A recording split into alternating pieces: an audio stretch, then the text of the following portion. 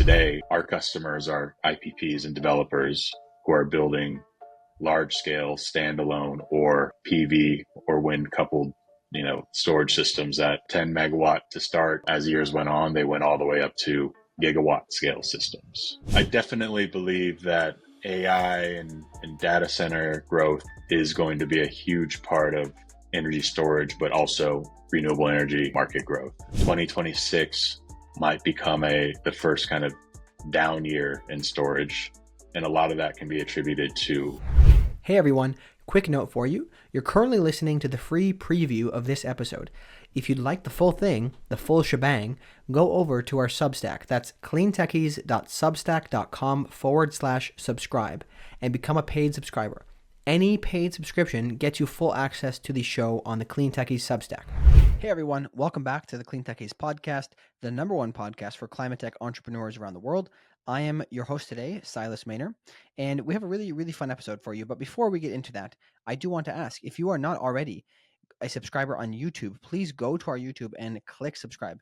If you're a fan of what we do and this work here and you're not already a paid supporter, this is a great way for you to help us out. It takes about 10 seconds. Just grab your phone, click on your podcast player and click the first link in the description. It will be the YouTube, unless we mess it up on the show notes afterwards, and just give us a subscribe there. If we can get to a higher number of subscribers, that'll help us with the growth of the show and the discoverability. So again, if you enjoy it, take 10 seconds out of your day to help us by subscribing on YouTube. All right. So today we are speaking with Danny Liu of Powin. This is Powin, the battery energy storage system developer. So the company actually has a really interesting history. They started out in the 80s by Danny's father. Originally, they were actually a contract manufacturer and made many, many different types of products.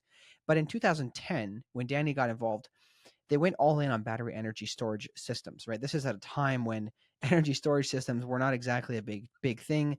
It was very nascent industry. Not a lot of people were doing this. People measured projects in the kilowatts instead of the megawatts or gigawatts that we're talking about today. This is a really, really fun episode for many reasons. And some of the topics that we get to hear about are, of course, their story of that transition from being a contract manufacturer and building a lot of different things to then building energy storage systems. One of them is also how the Trump tariffs are affecting the battery storage market. He has a lot of interesting things to say there about the demand for the energy storage systems that they're selling, but also how they're dealing with those, right? There's a lot of different things that they have to manage. And one of the other things I really found valuable, and I'm sure other hard tech founders are going to find extremely valuable, is how they got some of their first sales and their first contracts as an unknown name in the space, right? This is a situation every hard tech founder is facing, because you're not a reliable product yet. You're not something that has been on the market and a known name. So there's a lot of insights you can learn there. He also talks a lot about supply chain issues and how to deal with that, as well as vertically integrating what they're doing. So many, many lessons for hard tech founders here today. I will point out as well, this company, the reason why you should care is they have over 8 gigawatts of energy storage systems already built, and I think 9 gigawatts in the pipeline to be built this year in 2025. So really incredible numbers here. A lot of great insights for you. And with that, enjoy the episode. All right, we're live. Welcome to the pod, Danny. How you doing today? I'm doing great. How are you doing? I'm enjoying it, man. It's getting to be spring almost, like for the third time now in Wisconsin. I'm just hopeful that one of the days that the snow melts, it'll actually stay melted. Where are you calling from, for people who don't know? Calling from Portland, Oregon right now. Very good. Well, I guess give us a bit of an intro to who you are. Tell us who you are and what is Powin. Yeah, Danny Liu, Senior Vice President at Powin, one of the founders. My family started the company back in 1989, actually, and we founded the company as a trading company and contract manufacturing company. Finding customers in the United States to help them outsource their manufacturing into different parts of Asia. A lot of products that we built over time were, fitness equipment. We did a lot of, treadmills. We did cooking stoves for camping. We've done a lot of products sold in Walmarts and Costco's over our years. But that was kind of the more traditional business that, my father started. But in 2010, is when we started the energy storage division of Powin, which was also around the time when I graduated college. So, my father and I started this, energy storage division of the company right out of college, and yeah, we ended up establishing our name. It took a long while to do so, but it was also a time where the storage market wasn't as defined as it is today, right? Mm-hmm. We were kind of creating new technologies that weren't necessarily widely adopted, and we had to essentially create the market to do so. Where did the impetus come for that? Like, was that something you just had an interest in? Because if I'm not mistaken, that would have been a time when clean tech was kind of like, hands off, don't touch it after the busts, if I will. So like, tell me more about why you got into that. Yeah, I think it was more so just a passion for renewable energy, and knowing that, fossil fuels are not going to be sustainable for, human evolution moving forward, right? I think fossil fuels are definitely a big source of, climate change as well as, global warming, which we believe in. I think really how Powin started was, we really had a passion for renewables. Powin, previously was always a behind the scenes company building products for other brands, right? We wanted to try to get out in the forefront and build our own brand within the renewable sector. What exactly at the time we didn't know, but I think, it was through meeting different people throughout our previous business, different companies that had different technologies. And we just so happened to meet some, of our future business partners in China. It just so happened to be an American creating battery technologies in China that, started developing a battery management system, starting to develop, you know, battery packs that can kind of communicate with each other and all connected to the internet. And from that chance meeting that we had with that person, his name is Virgil Beeston, that kind of spurred the ideation of, you know, what sector of renewable energy we wanted to be, which was energy storage, and then kind of the basis of the technology that we wanted to build. Where in the battery supply chain do you play? Are you guys kind of putting together other components and making them into these storage packs, or are you guys actually working on the battery chemistry yourself and building the battery cells? Yeah, we don't design and build the battery chemistry ourselves. We like to rely on mature technologies within the lithium ion space currently. But, the battery cells are what we consider a commoditized item, where many different suppliers will build the same exact dimension, the same exact capacity of battery cell. And our job is to build the module and battery pack that the battery cells sit in, but also all the controls and safety functionality that operate the battery cells and protect the battery cells. So that goes from, cell, which is made by our suppliers. We create the battery module and the battery pack. We put our battery management system, which is our own IP, on top of the module and pack. But then we design the racks that create battery strings. And then we also create the enclosures that, the battery strings get housed in. And then all the DC and AC collection that goes into connecting all of those together and making sure they all communicate. They're all able to be, monitored and controlled, as well as communicating with the grid and the external SCADA systems. So everything outside and above the battery cell is designed and created by Powin And I guess and manufactured. Sorry. Yeah. yeah, no, that makes sense. Who do you sell to? Like, and what was I want to understand the evolution of this when you started, because if you started in 2010, I'm assuming this was not a this was not like a common thing that people were just buying these stacks of batteries to do utility storage, utility scale energy storage program. So tell us more about what that was like, and who you sell to now. Yeah. So in the beginning, it was very unclear who are we going to sell to and kind of what size of systems each of these types of customers wanted to buy. We knew in the beginning that our technology was more suitable for large scale systems where you had to connect, thousands of these battery strings together to make megawatt and megawatt hour scale systems, right? But in the beginning, that market was not prevalent whatsoever.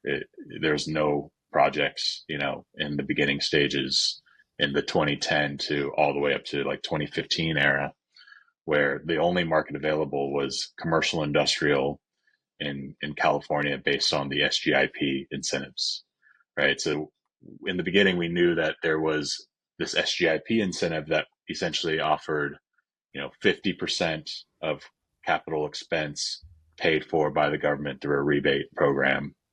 And the only use that those systems could cover was demand charge reduction, right? So, Powin initially was knocking on facility doors, knocking on municipalities' doors, trying to see which facilities they had high demand charges for, and then trying to predict when these demand charges would happen and how they're charged to then lower utility bills for these types of facilities.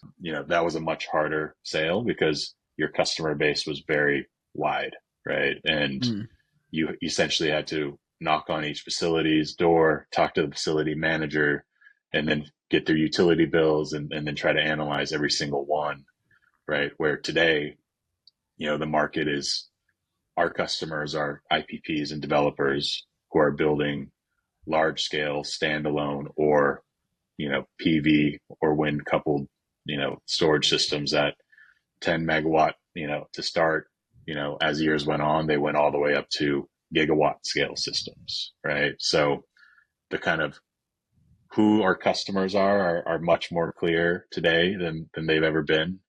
But there's also, a very clear definition of what these customers expect from a supplier now, when in the beginning it was Powin kind of creating that messaging, creating the market out of nothing, and then seeing if that landed with these customers who had never built an energy storage project but had some aspiration to maybe be the first. You know that feeling when you meet someone who shares your vision for the future? It just clicks, like two peas in a pod. Well, that's exactly how we felt when we met Goodwin, who we are proud to have as our sponsor. Being the first major law firm to set up a climate-specific startup and venture practice makes them exactly the kind of partner we are excited to work with. They realize that there are a plethora of challenges to building ClimateTech startups, and that's why they have built an entire suite of resources for founders, investors, and entrepreneurs in the space. They even offer several tailored pricing methods. And guess what? It doesn't matter where you are listening to this. Goodwin is a global law firm that you can trust to be your partner through it all. From incorporation to exit, they've got you covered. Go to goodwinlaw.com and tell them CleanTech sent you to get exclusive access to startup resources. All right, back to the show. Yeah, that's fascinating. I can't imagine what it was like in the early days. I mean, especially now we're so used to seeing such an infrastructure around everything energy tech. It's, 2010 must have been, like the Wild West there. I want to understand how it was like for you, I guess, to step into this leadership role, right out of university. And how did you manage that? Like, what were some of the biggest challenges for you? Yeah, I think luckily I had a very supportive boss who was my father, right? That had a lot of trust in me, right? And given the early stage of the whole market in general, there was a few years to kind of study up what our technology was, figure out what the messages were, figure out what the advantages were, right? And coming from university with no background in engineering, right? My major was international studies with a Chinese double major, right? So, I was really positioned to be kind of like an international business person, but then had to kind of jump into this new market with a lot of technical aspects, right? When I joined the company, I couldn't tell you what a kilowatt hour was actually, but, luckily, our CTO was very supportive and kind of took me under his wing, really had a crash course of just being in charge of marketing at the time. That was my first position at Powin, and just to kind of learn the tech, learn how to position it, and really write a lot of content and copy and materials around what the actual benefit of this product was, where it could apply to, and all the different areas that it could apply to, and then try to figure out where the incentives were, where the market was, and that evolved over time. But just being there at the early stage allowed me to learn on the go. But then, having your father be the CEO, every time you got comfortable with one position, he wanted to kind of diversify my knowledge base and skill set a bit. So once I felt super confident in marketing Powin, we had to, acquire the land position. We had to file the interconnection. We had to finance the project ourselves, but also bid on Southern California Edison's Aliso Canyon RFP, right? And back in 2015, that RFP was like one of the first major storage RFPs that had ever, come out. And it was really in response to a natural disaster that happened where, the Aliso Canyon gas plant started, leaking and emitting pollutants into the atmosphere. The governor of the state of California had to, emergency shut down that facility. But in order to backfill the capacity back to a, standard adequate state, they had to either build a new power plant or to build storage, right? And the benefit of storage at that time was you can get through permitting, interconnection, manufacturing, delivery, construction, and final acceptance of that project all within like a 5-month period, right? So one of the firm requirements of that project was any bidder who won a project needed to not just build everything, permit everything, but they had to finish the whole project within 6 months, right? And I think at the time that was really our calling, right? We were a manufacturing company that had 25 plus years of experience in building equipment and managing quality in China, but we just needed our shot to really prove that we could produce the equipment, prove that the equipment operated well, prove that we could, get it installed and up and running before anybody else did. And, we were the first to be commissioned within that realm. Hey founders, if you're hiring, I've got a special offer for you. For those of you who do not know, to pay the bills, I run a search firm called ErthTech Talent. That's Earth with no A. We specialize in placing top sales and engineering talent at early stage clean tech startups in the United States. And we do it for way, way less than traditional search firms. I've actually been working as a recruiter for over 5 years in clean tech and have made over 70 placements, from the CTO of IPA Power, a Blackstone-backed energy developer, to most of the founding team at ChargeScape, a managed charging software joint venture between Honda, Ford, BMW, and Nissan. Early stage clean tech startups can't afford to not have the right talent, but they also cannot afford to use a traditional search firm for their recruiting needs. That's where we can help. We charge as low as 12% of first year base salary, and this is compared to the typical 20 to 30% that most firms charge. So you can get an expert in the space at a price that does not break the bank. If you'd like to learn more, check out our website, earthtechtalent.com. That's, again, Earth with no A. And we really value transparency, so our pricing is publicly available on the website. If you're looking for support, book a call today. My calendar link is in the description, and be sure to reference this ad for $1,000 off of your first search. All right, back to the show. Out of curiosity, I don't know if you know this now, but I would venture to assume that 5 months timeline to do that today is not possible, right? It depends, right? Like, there are definitely longer lead time items now because of the demand of storage is skyrocketed, right? But yeah, if you're building at the transmission level, right, and you have to get high voltage breakers and all this to help interconnect your system, yeah, those lead times are, minimum 1 year or longer, right? Mm-hmm. But if you're distribution connected, you don't have to have all this high voltage infrastructure that you have to buy. It's more so standardized to, just the battery system, the inverter, and, those lead times could be delivered within 5 to 6 months, depending on how everything else in the project came together. Mm-hmm. Yeah, no, that makes a lot of sense. I guess I am curious about you mentioned a little earlier that it was about getting the utilities to trust you and understand, like, hey, why should we work with Powin? And I'd like to know now, what are the core things that are, I guess, important to a utility or to an IPP when they're, picking a project or somebody to provide the energy storage system? Yeah, I think the number one thing is you have to be accountable, right? Like you're the company putting all these different components together. And if a utility were to separate that procurement, or if they wanted to like buy the batteries from one company, buy the software from another company, buy the inverter from another company, like they would need to put all that together, and there would be not one single point of responsibility and accountability, right? So, the way Powin needed to position ourselves is we're putting these whole systems together. If anything goes wrong, you can point your finger at us and we'll need to solve the problem, right? I think ultimately you have to provide a simplified solution to something that if they wanted to do it themselves, anything could go wrong, and any of these suppliers, if separated, would just blame the other one for things not working, right? So I think at the time it was just, how do we integrate a package very tightly together, but how do we take responsibility for anything and everything that could go wrong with the project? I think the other thing was really to establish our record in safety, right? At the time, Samsung and LG were the leaders.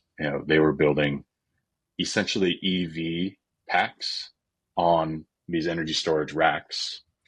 And they would just take the same exact battery management system from an electric car. They would take the same exact battery from the electric car, and they wouldn't do that much engineering to make it customized for storage, right? Everything that we were developing at the time was utilizing a chemistry that wasn't widely used by storage at the time. It was lithium iron phosphate, LFP chemistry, which is now the leader in storage deployments. And Powin was one of the first to use that chemistry and establish it as the preferred chemistry for safety for energy storage. The reason why is because we've done a lot of analysis on different chemistries of batteries. And what we found was that lithium iron phosphate has a much higher temperature that it takes to reach thermal runaway than the NMC or LCO chemistries that are used by, the EV producers. So, couple the very high temperature, thermal runaway rate with kind of the reaction to once a cell reaches thermal runaway, the reaction of LFP was much lighter, and it was more of a venting of gas rather than a fire or explosion, right? So, we took a lot of data from our suppliers and compared it to data from the NMC and LCO suppliers. And we kind of put a package together that compared the two. And since no one was really using LFP at the time, we were pioneers in establishing ourselves as leaders in that realm, right? But then one layer on top of that is we had a very customized battery management system that was fully developed just to integrate battery storage together. It wasn't a repurposed technology that took electric vehicle BMS and management, which is a much different way of managing batteries, right? When you're driving a car, most likely you're not going to be going from 100% capacity, driving it all the way down to zero in one go, right? And typically when you're driving the car, the second you put the brake on, it regenerates power, right? Where in a lot of storage use cases, you're providing capacity just all the way from 100 to zero. So the way that not just the chemistry of LFP worked, it allowed you to go, 3,500 cycles at the time was the industry standard, but it allowed you to go from 100% to 0% back up to 100, full 100% depth discharge without impacting your total cycle life, which was 3,500, right? About 10 years of use. But if you were taking the same electric vehicle battery and you were cycling it 0 to 100, 0 to 100 without leaving a buffer, 10% at the top, 10% at the bottom, your cycle life would decrease from, if you left that buffer, you would have 3,000 or 4,000 cycles. If you took out that buffer, you would have something like 700 cycles, right? So, wow. So the chemistry was a big part of it, but then it was the BMS that had very unique monitoring features down to the cell level. But we also had very unique battery balancing features that utilize auxiliary grid power to perform our active balancing within the system. Mm-hmm. Because storage is always connected to an auxiliary power source, or most of the time. When you're driving your car, you have no auxiliary power source to perform any battery balancing, right? So there's just an inherent difference in how cars operate and how storage systems operate, which we were able to establish an early, adoption for. ClimateTech founders are taking on a huge challenge. Not only do they need to know how to build a startup, but they also need to deal with hardware, have a strong handle on climate policy, know how to fundraise from diverse investor types. It's a lot. That's why we made CleanTechies, the #1 podcast for climate tech entrepreneurs. In addition to our jobs, we devote 20 hours a week to producing this podcast for you. This way you can learn from the people who have walked the path before you, learn from their mistakes, and gain insights on navigating this complex journey. If this mission resonates with you, we are asking for your help. It takes a lot of effort and it's not free. If you are already a subscriber and want to help, start supporting us today by going to Substack and clicking Upgrade to Paid. Thanks for helping all the climate tech entrepreneurs like you. Yeah, that makes a lot of sense. I guess also would like to understand, where is Powin at today in terms of scale? Like, I don't know if you just talk about market share or how many projects you guys are typically installing in a year. Yeah. So cumulatively, we currently have 8.8 gigawatt hours of systems online and connected to the grid and operating. We have about 9 more gigawatt hours that are currently in construction or commissioning phases or, manufacturing phase. So in total, cumulatively, about 17.5 gigawatt hours of systems that will be installed by, sometime in 2026.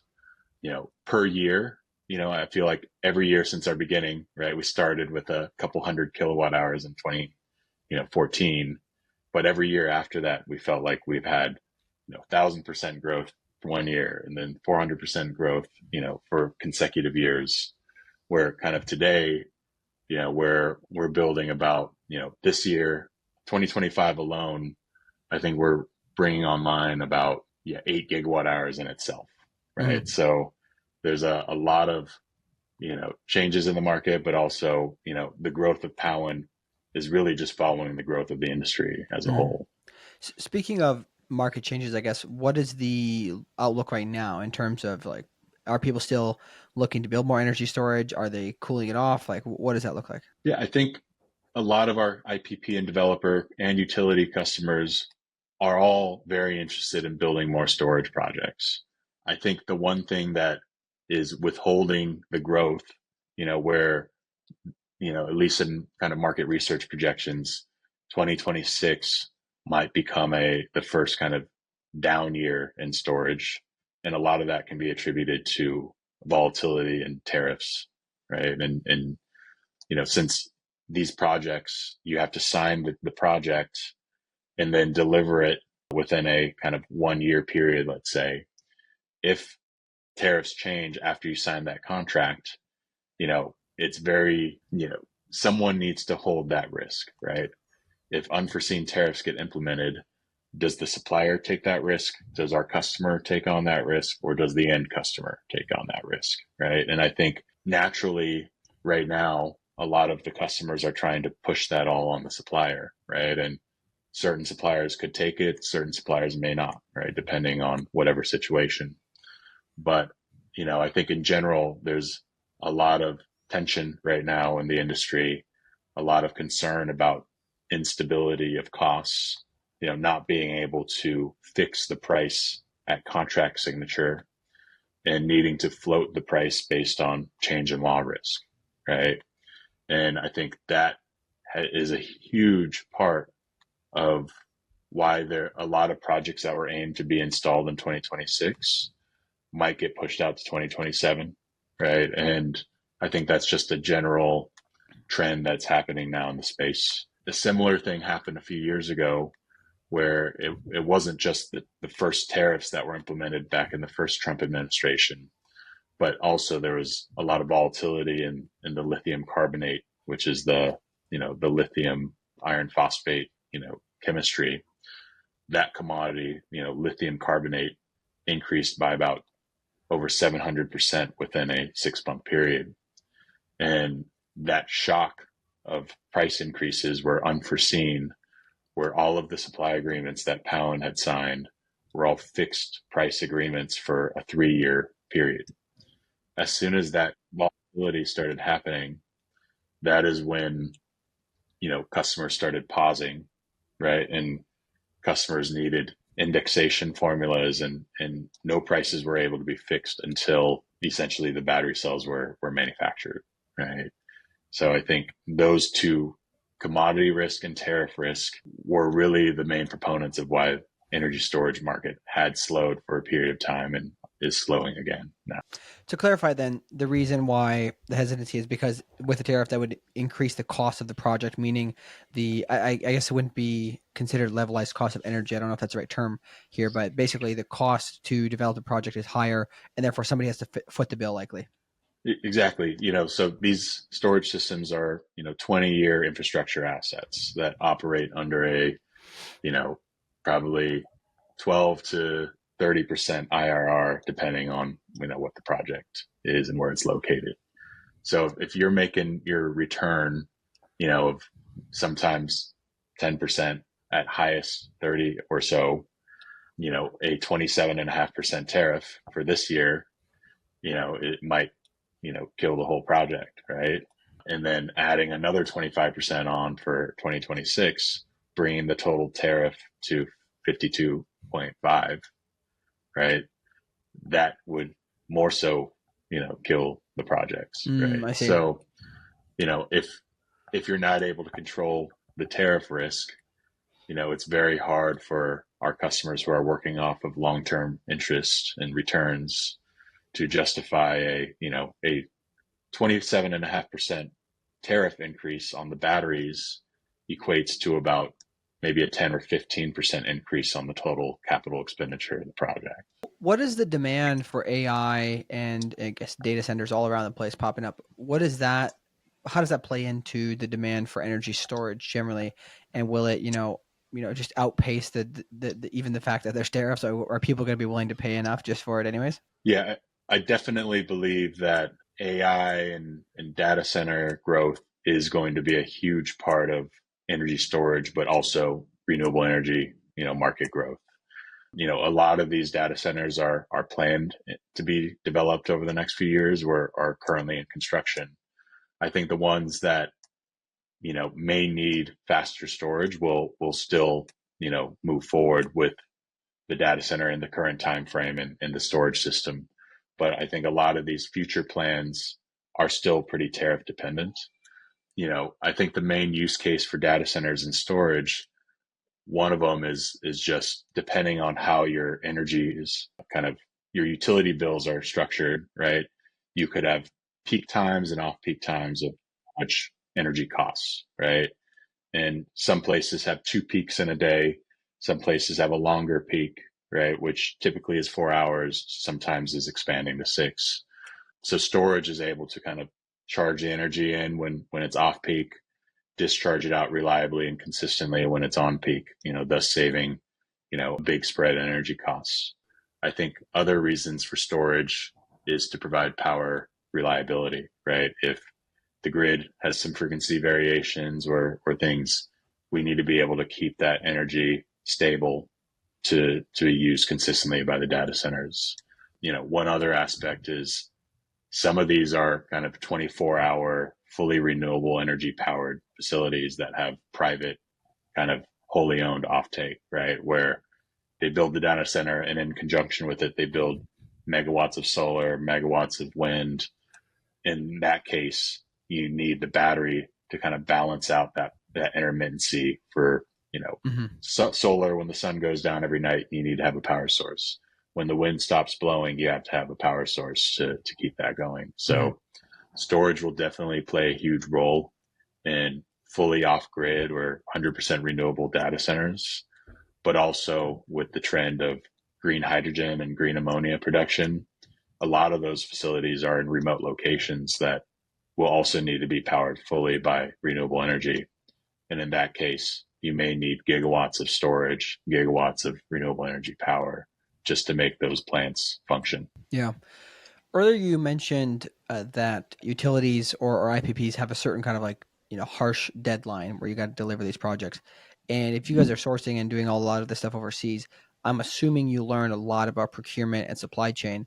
Could you share some of those lessons and learnings for other people who might be dealing with this? Yeah, I would say a lot of the supply chain of storage is based out of Asia, right? Whether it's China, Korea, Japan.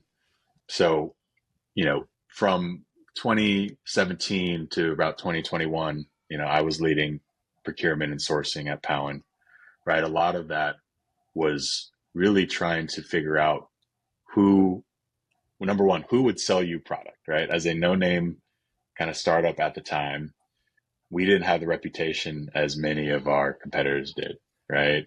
So one, we had to really put on our sales hat when we were doing procurement at the time to pitch the story of Powin, pitch what the advantages were to get these larger battery companies to buy into why we were a potential large customer for them, right?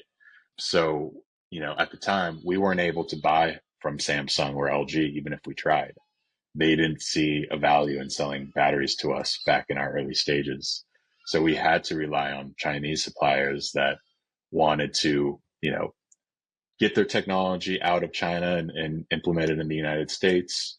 And, we were finding companies that were more hungry to work with us, right? And as, this is a very competitive market. It was back in that time too. We were lucky to be able to find certain suppliers through, very hard work and research to essentially provide us with the most competitive pricing that anybody's ever seen in the market, but at a fraction of the volume commitment that some of the larger players were asking for, right? So, when we built our first project, the one in Southern Cal Edison, we found one supplier that was willing to give us 1 year deferred payment terms on that project, where we didn't have to pay a single cent until everything was delivered, and then another 9 months after that, right? So that really helped us grow. That helped reduce the amount of investment that we needed to fund the project, but it also gave them their first megawatt scale project in the United States, which was hugely important for them, right? So it was kind of a win-win for everybody. But then as Powin started growing, this company actually became one of the premier suppliers for energy storage.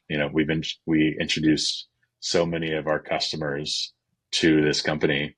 We brought, 10 or 20 visits from these, international IPP and utility companies out to China to visit this one random factory in a random city in China, right? So we kind of showed the whole energy storage market that even though these are kind of newer battery factories that started up 2 years ago, they were building state-of-the-art facilities, fully automated, maybe even more automated than some of the incumbent players had.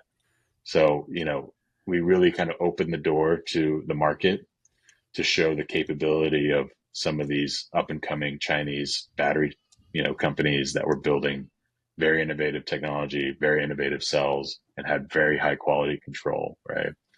And as Powin grew, our demand increased significantly, where then we could start, attracting some of these more tier one, more bankable, larger battery players, which was also part of our strategy. We needed to use the tier twos to get our name out there, get the price where it needed to be, get our terms where they needed to be. But then once we had a healthy pipeline and backlog, we were closing deals, then we could start utilizing on some of these, larger players that had more of a brand name and more balance sheet for us to work with. No, so I just want to kind of highlight that. I feel like the lesson to draw there is that when you were, a small player, a small fish in a big pond, you figured out partners that also had an incentive to, to be able to work with you, right? They were willing to give you those favorable terms because they were trying to get their name in the map similar to you. And you found ways around it by by becoming really familiar with the market. So I think there's going to be, over the next coming years, there's many clean tech startups who are, go through a similar situation. One thing we have to talk about, because it's kind of like the elephant in the room here, is if, there's a huge push right now in the US to manufacture in the US, right? At least that's what it seems like. There's not a lot of consistency, but that does seem to be one thing that's, relatively straightforward that they want to do. What does that look like for Powin? Are you guys really considering, should we make kind of two options here? Should we bring some of this onshore? How do you look at this? I strongly believe that if they were more open to Chinese companies coming in and doing that, factories could easily be built in a matter of maybe 2 years, 3 years max. But because of all these restrictions, we're only seeing the Japanese and Korean companies being able to play risk-free. I really think that the adaptation or how much the market is evolving, you have to be very nimble and you have to change your direction according to where the market is headed. Hey everybody, this is the end of the free version of the episode. If you'd like to get the rest of the discussion, where we cover what the tariffs are doing to the demand for the energy storage systems in the US, how data center growth actually playing a role in that demand, whether that's positive or negative, you'll have to find out if you become a paid subscriber, and Danny's core lessons about supply chains. We spent a bit of time speculating on, will the US invite China to build some of their US-based facilities, to build some of their facilities in the US and help Americans get jobs with this new technology? And then we also discussed, and I think this is perhaps the most interesting thing, based on some of the mistakes that Powin made early on, what are the lessons that Danny has for other clean tech entrepreneurs? So the rest of the show is really, really, really great. If you'd like to hear it, all you have to do is go to cleantechies.substack.com/subscribe and pick a tier that works best for you. It's $10 a month or $80 a year. So head on over. And if you are interested in becoming a paid subscriber, I wouldn't dilly-dally, because on May 1st, the annual subscription cost is going to go up to $100 a year. All right, we hope to see you on the other side.